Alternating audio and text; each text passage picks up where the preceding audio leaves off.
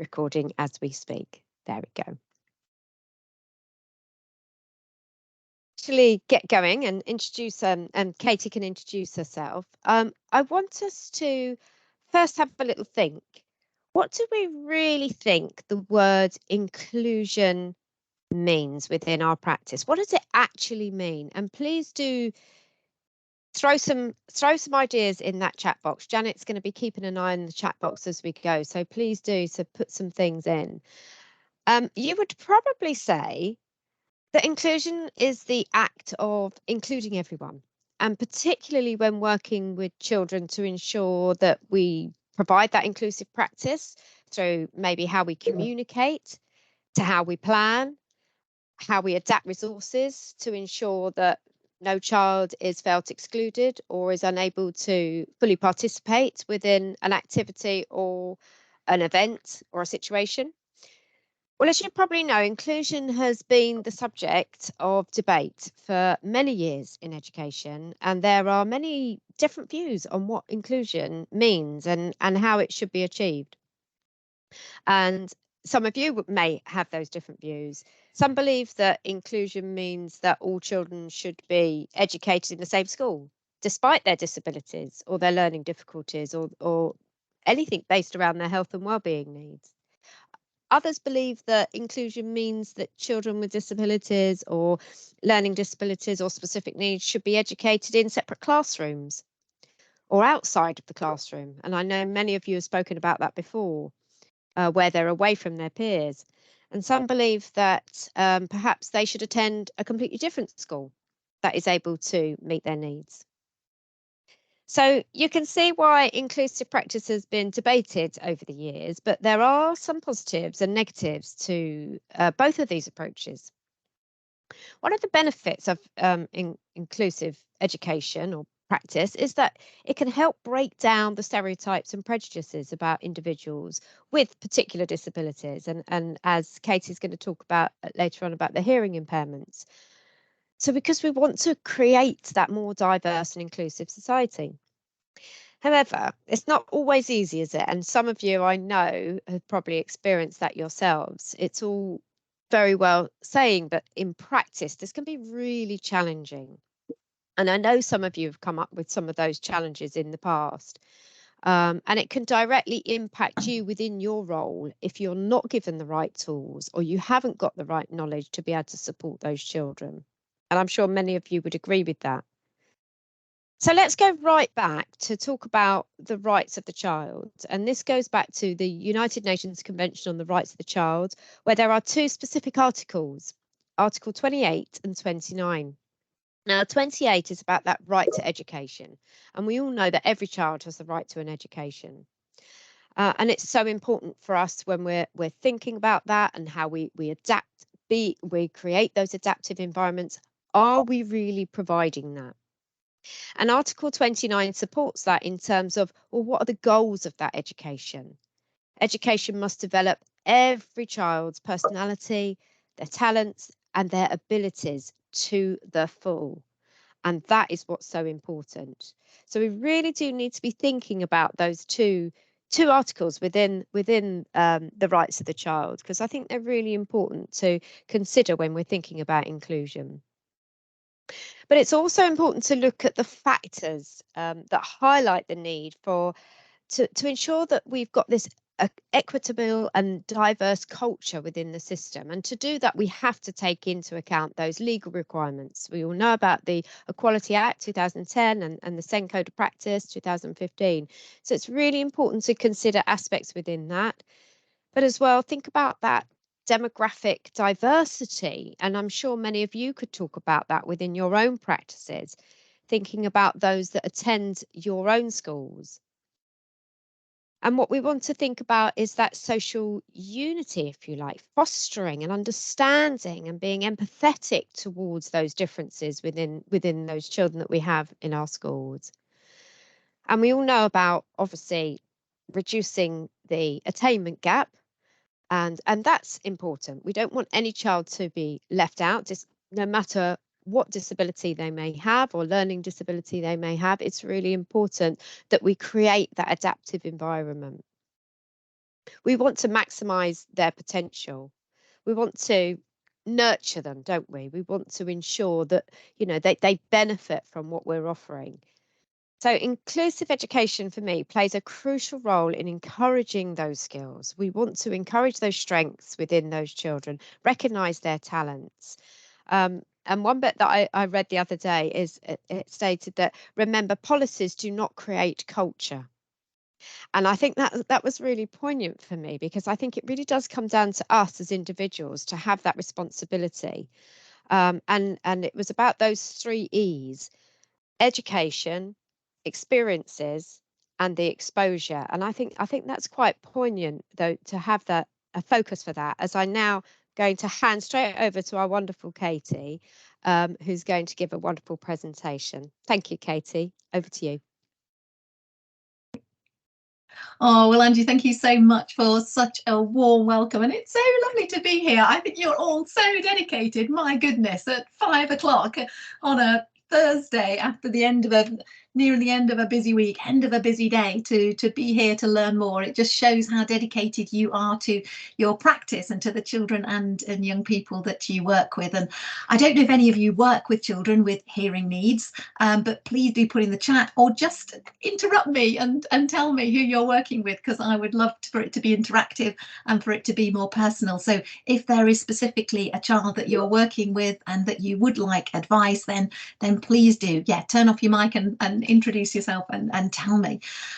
So my name is Katie Mitchell. Thank you so much for the warm introduction, and thank you for inviting me. So I work for the Ewing Foundation, which is a charity in England and Wales promoting the inclusion and achievement of deaf children through speaking and listening. So I've put together a PowerPoint, but I'm also happy at any point to stop if there's things that people want to chat about and talk about. So let me see if I can share my screen and bring that up for you, and then just outline what I'd like to do in this session. So is that okay? If Angie can give me a thumb. Oh no, I was on share and now it's gone. I think that's. We can see it. Can you see my screen? Yes, we can see it. Yeah. Brilliant. Okay. And let me see if it's going to be clicking through all right. Okay, so I put together a little bit of an agenda. I thought it would be really useful to talk to you about the identification of hearing loss. Sometimes I tell people in schools and settings, and they say, oh my goodness, didn't know that. So it's just something really important to cover. I think it's useful to find out about the types of hearing loss, because we need to know that to actually know how we can help and support children. And specifically, lots of young children, so nursery, primary school age, are going to have a condition called glue ear. So I thought I would go through that. Talk about the sounds of speech. It's interesting that even a mild or moderate hearing loss can have a significant impact on access. And so I just wanted to give you an understanding about the sounds of speech and play a simulation to let you listen to what it sounds like to have a hearing loss. To talk about the listening environment, because the beauty of this is, and as Angie's talked about inclusion, the little steps that you make could make a huge difference. We really can make the difference between a child with hearing needs, a deaf child accessing the spoken word and the curriculum or not, by what we do in terms of the listening environment. And also there's going to be top tips. Oh, I'm clicking and I'm not seeing my screen move. For the listening environment. Have I frozen? Because oh, there we go. No, okay. No, you're fine. All is good. All is good. Oh, thank you. So the aim is for you to be aware of the impact that a hearing loss can have on speech access, language and well-being. And I think that will become clear through listening to a simulation. I think if you don't take anything else, the couple of bits of video that I've got hopefully will be really useful. And then the other thing is just top tips to make your practice more inclusive, because you are wonderful practitioners, and the little things that you do could make a real difference in terms of helping children with hearing needs. So in terms of early identification, so babies are now screened. They have a hearing test the day or the day after they are born. Actually, this is my daughter having her newborn hearing screen, and that happens within the first few hours of life. And children, I've had a little girl, children on my caseload that have been fitted with hearing aids as early as 2 weeks old. So very tiny little children being fitted with hearing aids. And so why do we do that? And that's because of all we know about the importance of early listening. So we know that listening starts in the womb. Listening starts before the little one even comes into the world. Lots of families here, family pictures here. So this is my grandson in the womb, but listening starts very early. And the bones of the middle ear, they're the only bones in the human body that then don't grow. They are fully formed at 24 weeks gestation. So even before the baby pops out, those little bones are fully formed. And we know that the baby's heart rate increases and movements change in response to music. So we know so much about early listening. And we know that by 30 weeks, a baby can hear the rhythm and intonation of speech and can access some vowel sounds in the womb. So it's phenomenal that even before a little one comes into the world, they are developing their listening skills. So a child who's got a hearing loss has already missed out. And the previous identification, so the distraction test that came at around 9 months, you would be missing a crucial part of early development. And studies have now shown that we can improve outcomes for deaf children and improve various skills such as their attention and their listening, communication and their speech and language if 3 things are in place. One is early identification, so this newborn hearing screen, literally on the day or the day after they're born, early amplification and early support. And if all those 3 things are in place, then children will have a good start and we are likely to be able to achieve age-appropriate speech and language. That's the really positive side. The other side of the coin is actually, and this is where you guys come in, the newborn hearing screen is actually only picking up 50% of the children with hearing needs. And actually there is nothing else. And a lot of areas don't even have a screen. So if you are ever concerned about a child's access and their hearing, do not be afraid to flag it up and get in touch. Tell parents, ask them to refer to children's audiology for a hearing test, because even though they may have passed their newborn hearing screen and had clear responses on their newborn hearing screen, we know that a hearing loss can be acquired and hearing can deteriorate. So although the huge positives, it comes with that caveat that for some children it won't be picked up, and actually you can play a really important role if you suspect a child is not accessing the sounds of speech. So in the terms of the different types of hearing loss, there are 2 main types of hearing loss. And one is sensory neural, which is an inner ear permanent hearing loss. And that is where there is a problem with the cochlea or the nerve of hearing. And so this inner part of the ear. The other type of hearing loss is a conductive hearing loss. So that's when the sound can't get through to the inner ear. So the inner ear might be working fine, but actually there is a problem.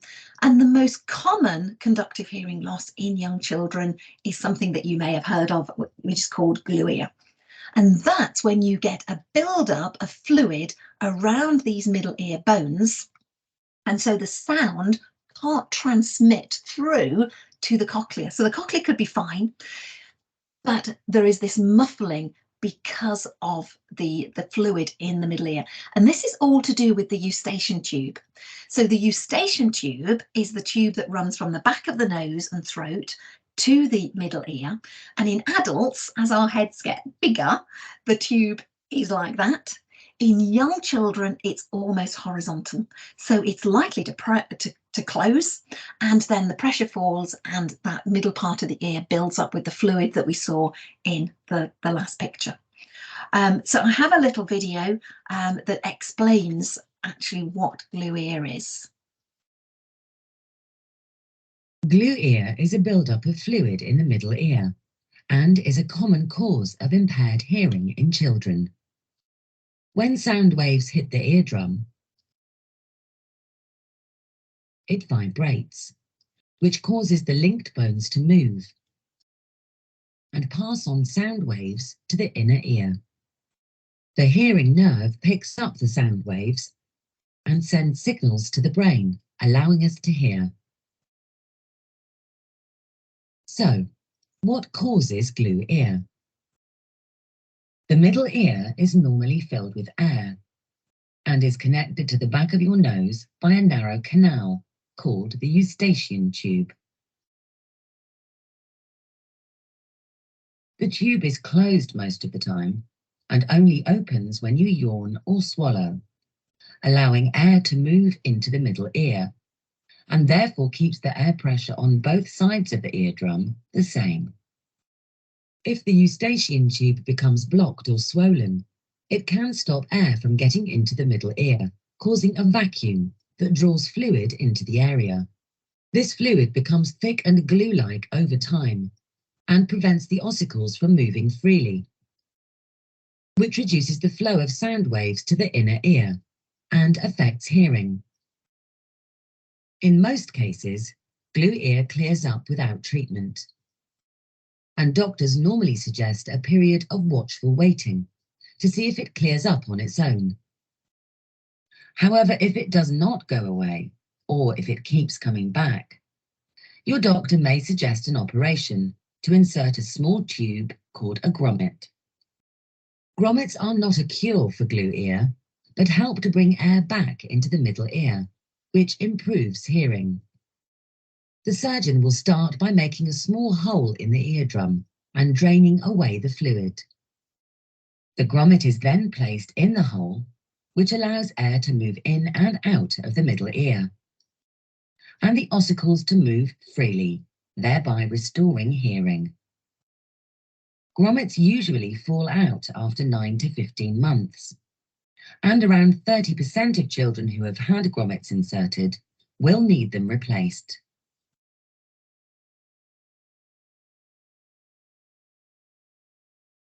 Okay, so that's an overview of glue ear, and we know that about 80% of all 4-year-olds will have had at least one bout of glue ear. And then children 5, 6, 7, 8 could still be having glue ear before they grow out of it and the eustachian tube is at that angle to work and function properly.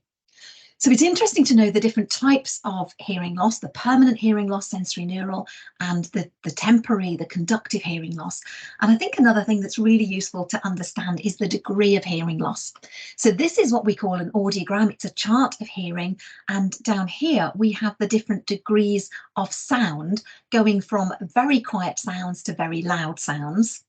And along here we have frequency, and that's illustrated by the notes of the piano to think about the low frequency sounds and the high frequency sounds.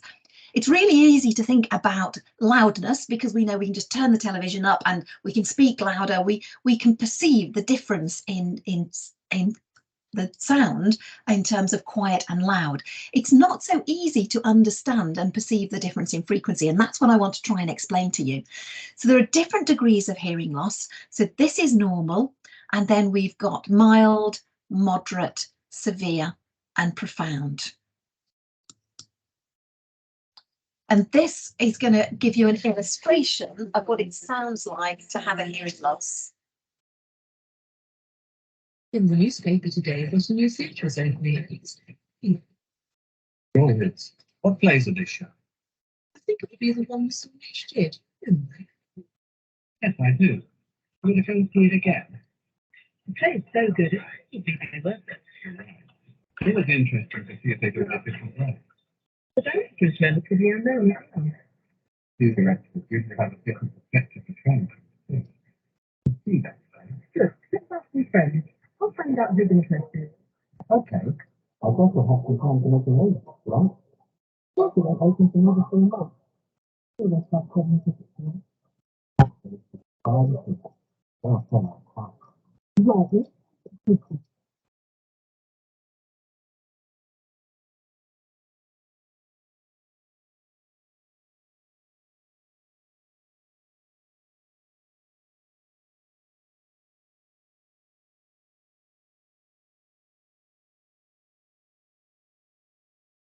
Oops.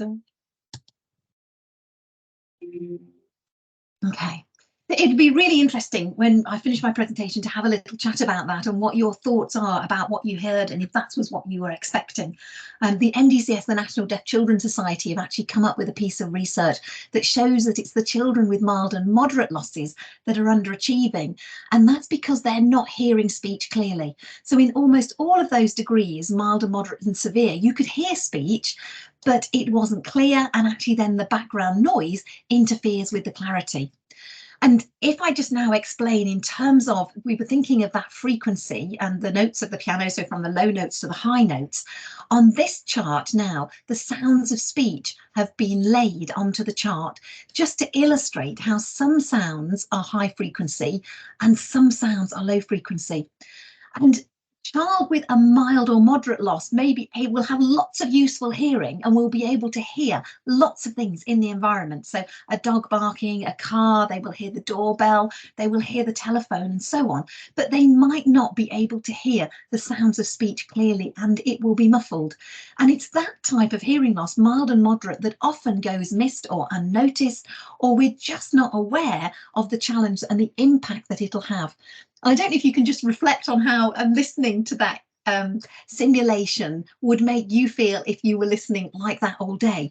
But for the children, it's incredibly tiring. It has a significant impact on well-being. And there's lots of research now about listening fatigue and the impact that listening so muffled and unclear can have on the child. And so I think if there's one thing that I'd like you to take away, it is that having a hearing loss, it's the implication of sound not being clear. So the child will hear speech, they will turn to their name, they will know that somebody's talking, but it's about the quality of the speech that, with it being completely unclear and muffled, that means their access is completely compromised. And there are three main challenges that children find who have hearing needs. One is distance. So sound, as you move away from the source, is going to be quieter, and that can easily be addressed by getting closer. So you need to be close to the child and think about that in terms of your positioning.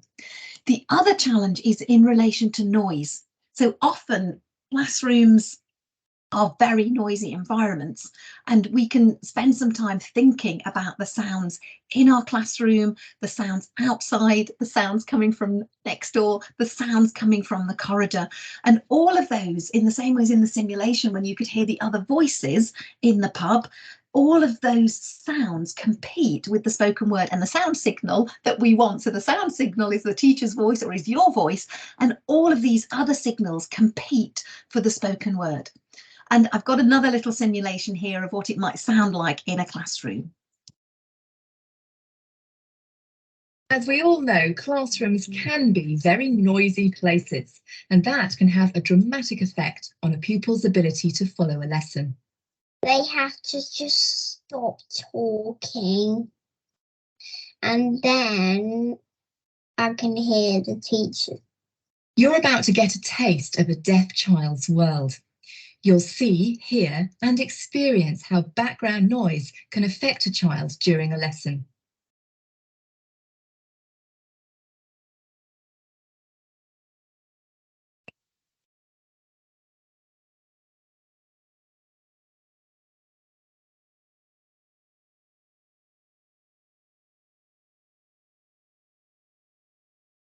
I think we can actually hear it.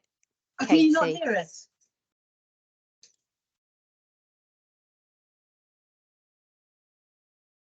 Shall I? Sometimes, depending on where you've got it, it won't allow us to hear it, which would be a shame because I've heard that one you've shown me, and it's a good one to listen to. Shall I try sharing that again? And if I come out of it and go back in, it may well do. It's funny because we could hear the first one, and I don't know why. Sometimes it won't let you, but it's so interesting to hear about that fatigue. yes, And I've witnessed that myself in sorry, I should come on camera in classroom, where children become absolutely exhausted because they're trying to listen in so much into who's speaking to them, what's going on. It can become really tiring. And of course, as we know, then that has an impact on their behaviour, which can be misinterpreted. And that's a challenge, isn't it? Definitely, definitely. There's a lot of research coming out now about listening fatigue, particularly adults who are cochlear implant users who have then gone on to do research. So actually from that, they know from their own experience, but actually then to develop research to look at the implications of listening. And it's unseen. So, you know, if it was a child in a wheelchair and they couldn't get up the steps, then that's very visual. A child struggling in a poor listening environment, and actually to all intent and purposes a child with a moderate loss who turns to sound and responds, everybody thinks that that's fine. And I think it's only through listening to these simulations that you actually can identify and put yourself into the needs of the child. Should we give it a go again? Let me give it a go again. If I go not, back to share. What we could do is we could just look at those situations and then sort of work out how the types of sounds, because I think we've all been in those situations with those sounds. So I'll let you try and share again and see if it'll try work. again and give me it was strange because if the other ones played, so if I go back into it again. Fingers crossed. That's my computer being slow now. Always the way, isn't it? Let's try again. Are you hearing that? As we all know, classrooms can be very noisy That's one we're places, hearing, yeah. and that can have a dramatic effect on a pupil's ability to follow a lesson. They have to just stop talking, and then I can hear the teacher. You're about to get a taste of a deaf child's world. You'll see, hear, and experience how background noise can affect a child during a lesson.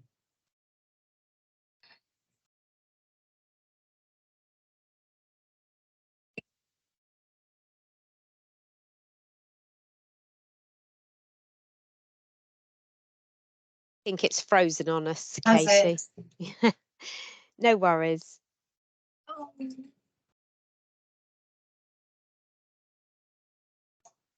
I'm sure if anybody could put into the chat. Playing? I can't hear Hearing anything. aids and cochlear implants aim to provide hearing within the speech frequencies. The microphones pick up sounds from around the wearer. Unfortunately, they're not selective, hear that. so all sound, including background noise, is picked up. But taking very simple measures can reduce this problem significantly.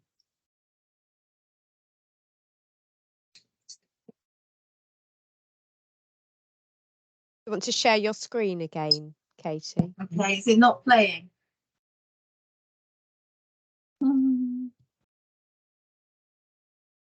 worry. Oh, and would you, from the copy that I sent you, Angie, would it play or Look for it. In the meantime, I tell you what I can do. Let me come out because let me go to it for another way. My screen's frozen now. Actually, let me come out and I will do it a different way. I will let me try going to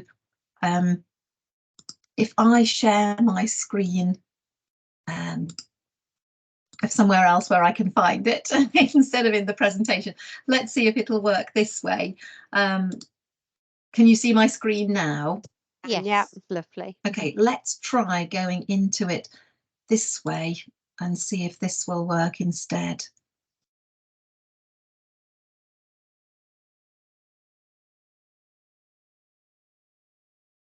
If not, what we could do is we could always share that link, Katie, because I think it would be useful for everybody to hear that simulation, because it really is something that we,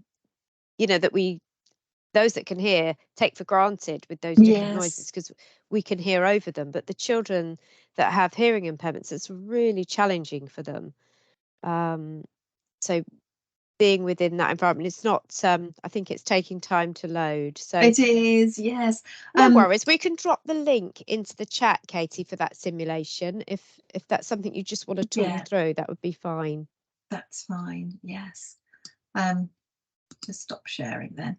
Yeah, so the simulation, apologies, the simulation is one that the National Deaf Children's Society have done, and it's a child in the classroom, and basically the child is trying to concentrate, and there's all the other sounds. So there's sound from the road, there's sound from outside the classroom, there's sound of a data projector and a noisy computer, there's sound of children tapping, and so on. And all of those sounds mean that actually she can't hear the teacher. And so then as all of those sounds are, you know, the windows are closed, the doors are shut, and all of those sounds are taken away, then the child is able to hear the teacher. So apologies that wouldn't load. Let me go on then in terms of just sharing some top tips and see if the that would be great. Thank you. Okay. So some of these things, are you seeing my screen now, Angie? No, just yourself. You just need to share. It's just my computer's just gone really funky.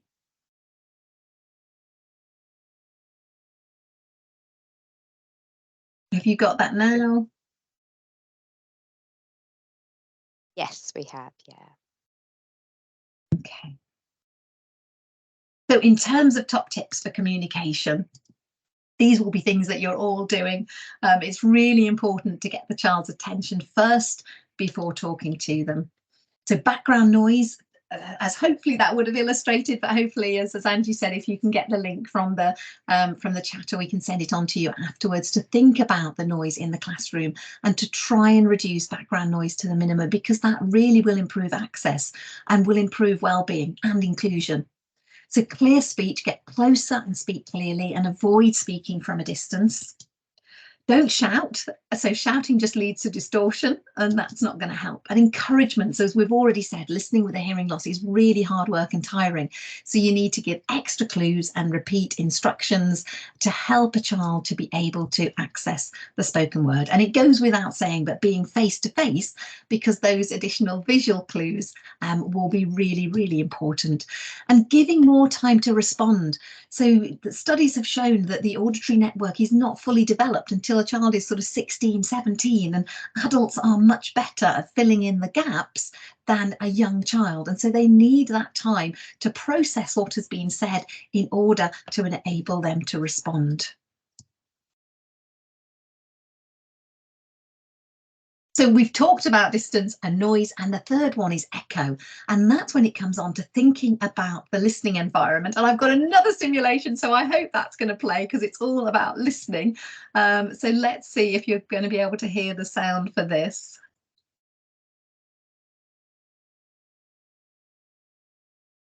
Okay, here is Barton Hill Academy in Torquay.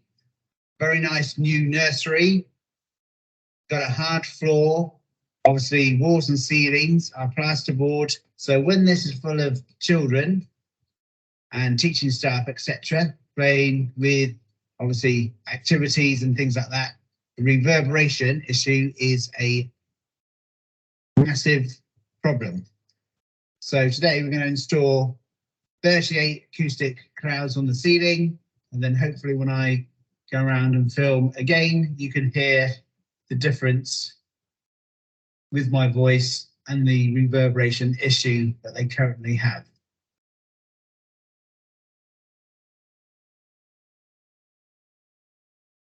Okay, to demonstrate what the difference 36 acoustic absorber clouds make, as I'm talking, you can hear the difference with the reverberation issue that was previously here before we put the clouds up. So as I'm walking around, this is going to be a much better, comfortable space for the staff and students to be in and communicate in. And just to sort of make a comparison of a treated room compared to a non-treated room, as I walk into the toilets, which has not yet been treated, you can hear the difference that our acoustic clouds can actually make. So again, hard floors, hard walls, and the ceiling, which is exactly what's the same as in the other room, the main room, but as I'm walking through, now that reverberation issue is completely disappeared.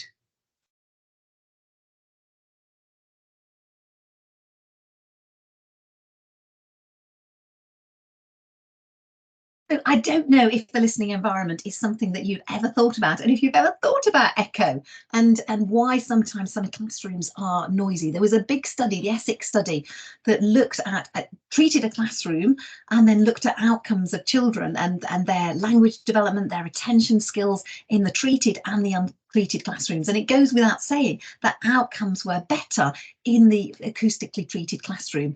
And we don't tend to think about it, but where you've got hard floors, high ceilings, lots of glass, it's very, very echoey.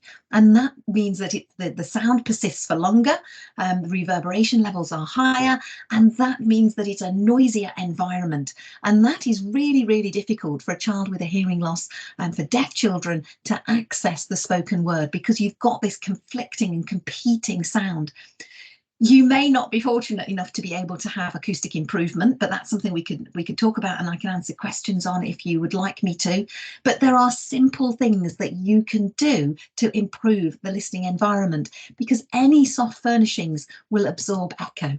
So things like cushions and rugs and carpets, displays on walls, table coverings are all things that will improve the listening environment. And in simple things like putting bits of foam in the bottom of pen pots, so when you drop a pen in, it doesn't make a huge clanging noise.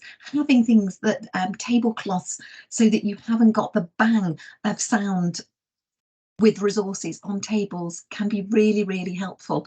And the difference with displays is the same effect of acoustic improvement, that is improving the listening environment. In terms of sort of resources that you can go to for more information, the Understanding Hearing Loss Mesh Guide, if you were just to Google Understanding Hearing Loss and put in my name, Katie, you will come up with this guide online. And I often use this as a training resource because it goes through step by step how we hear, the different types of hearing loss. It goes through the different degrees of hearing loss, and some of the slides that I've shown you, and that a link to that hearing loss simulation is in there. It has, for children that have got amplification, whether it's hearing aids, bone conduction aids, or cochlear implants and assisted listening devices, there is information about that.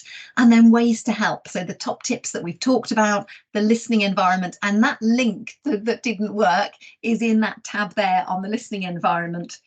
The NDCS, National Deaf Children's Society, have made some fantastic booklets, and those are all listed in the guide there as well.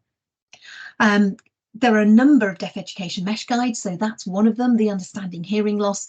But when you tap on the jigsaw pieces, that will bring you to this index, and there's also a guide that's been written about glue ear and several other in the series that you might find helpful. And so, I mean, what I want to finish with before we go on to a time of questions, just encouraging you that actually the very simple steps that you can take in your practice will make a real difference to improve speech access and outcomes for deaf children. So I would just encourage you to be aware of if there are any children that you think have got hearing needs, but for all children, it will improve. And children with other communication needs, children who are autistic, children with communication delay, improving the listening environment and improving the access to speech will improve the listening environment and will create a more inclusive learning environment.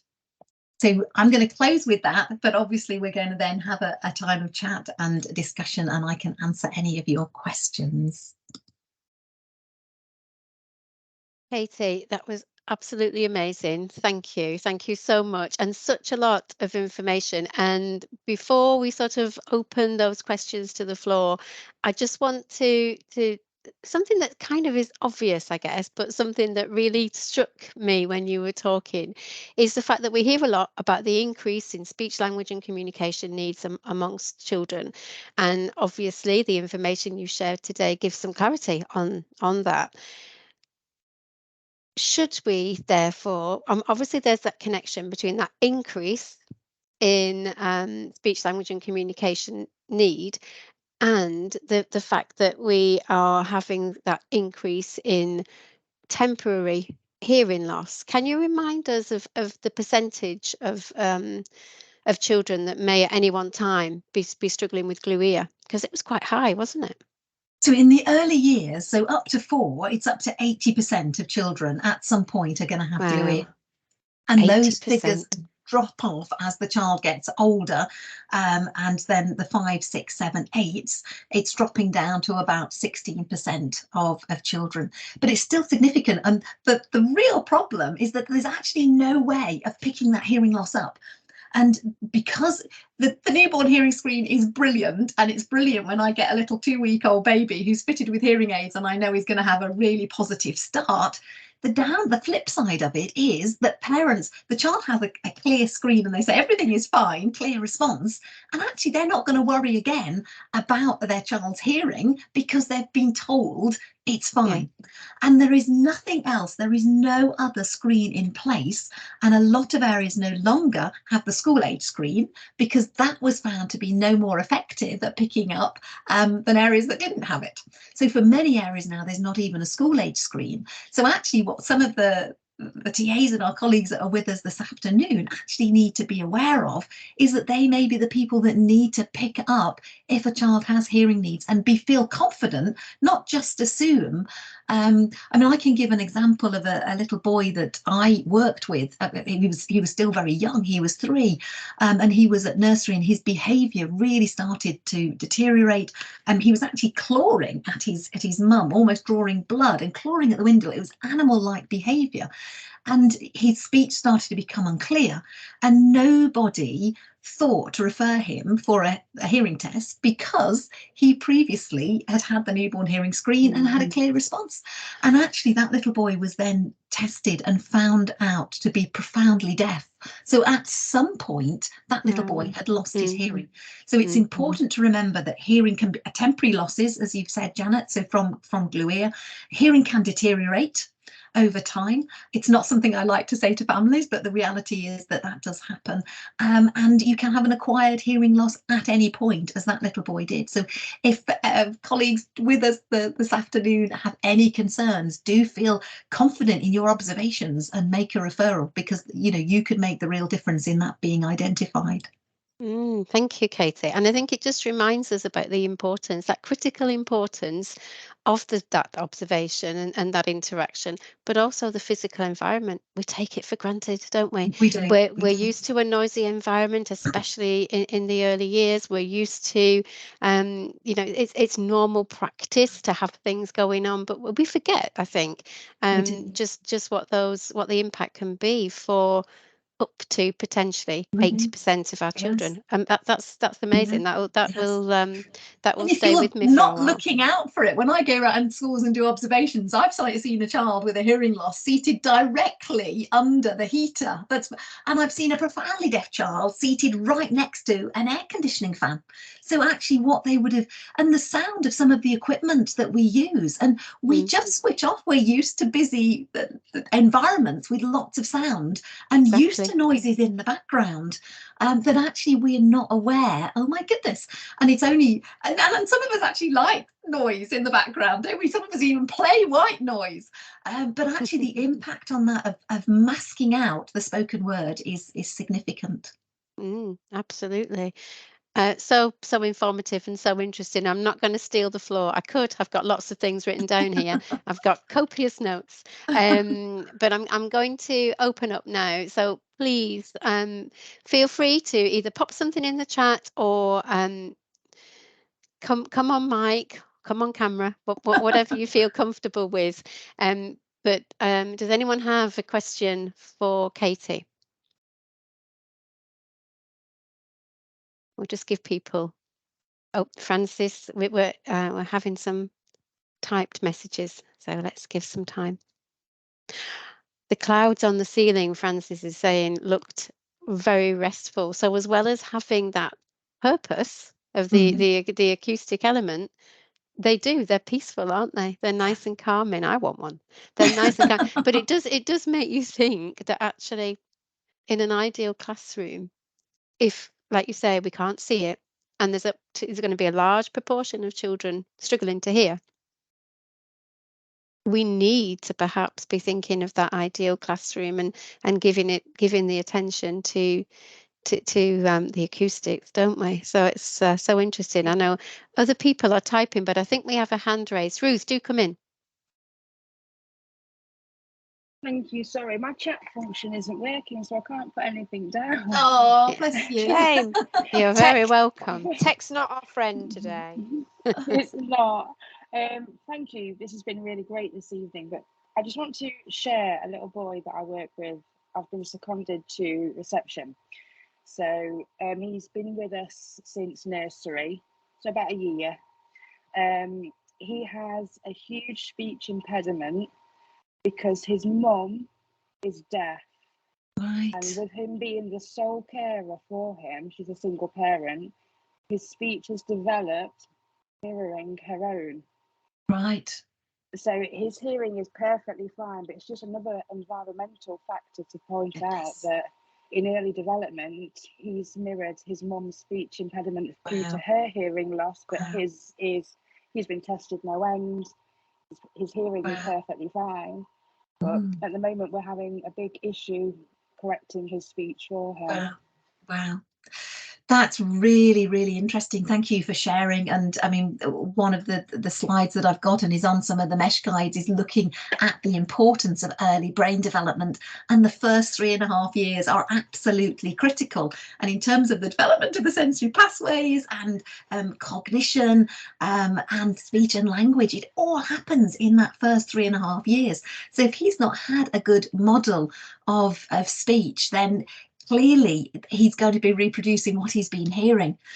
But I probably would then say how important it is, in the same way as I say to all the families that I work with, not to try and correct speech. There's lots of evidence that show that the importance of natural language development. So how we all learn is by overhearing. And actually now that when he's in school, I would encourage, rather than teaching and correcting, as would be to then give him a really, really good model. And obviously the better the listening environment he's in, the clearer signal he would be getting. And obviously now you've just got to be putting in, as I'm sure you are doing, lots and lots of language. But he's got obviously the catch-up time of now hearing those sounds really clearly. That's really interesting. Thank you. Lots and lots of very, very positive affirmations for you, Katie, in the chat, which is lovely, and everyone has found it extremely informative. As I know, NCFE colleagues have also. Just before we please, people, keep the chat going and keep the questions coming, and do feel free to raise a hand or just to jump in. Angie, did you have anything that you'd like to bring?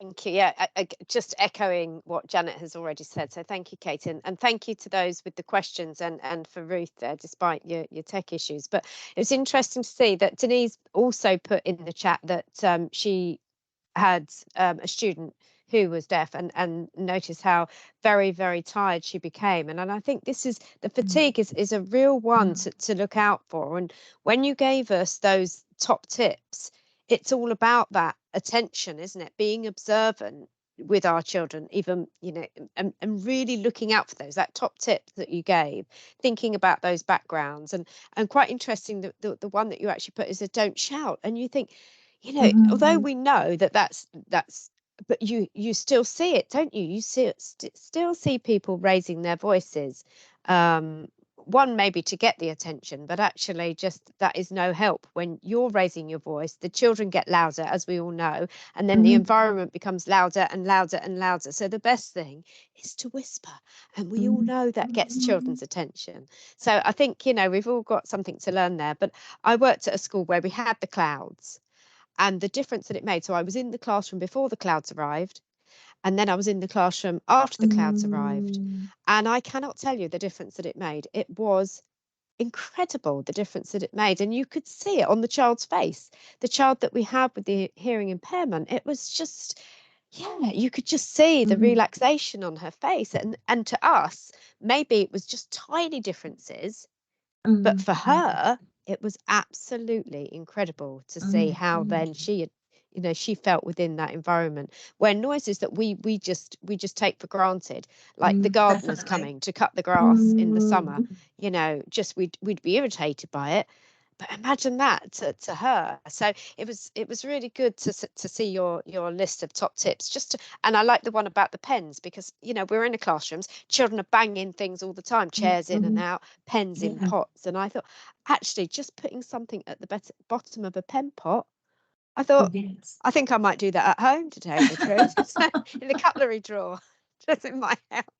But it's that simple things, isn't it? Just yeah, incredible. So the woolly shepherd is great to go and have a look at, isn't it, Katie? I just have to mention the woolly shepherd. Yeah, so I mean, what's really lovely about the clouds is that then they can, I mean, they hang the other way to my clouds, as you've seen in the pictures, but they can just be hooked and moved. So if you have a child with hearing needs and they go up in one classroom, that actually it's a relatively low cost, because actually they can follow the child through the school because they can be hooked down and move.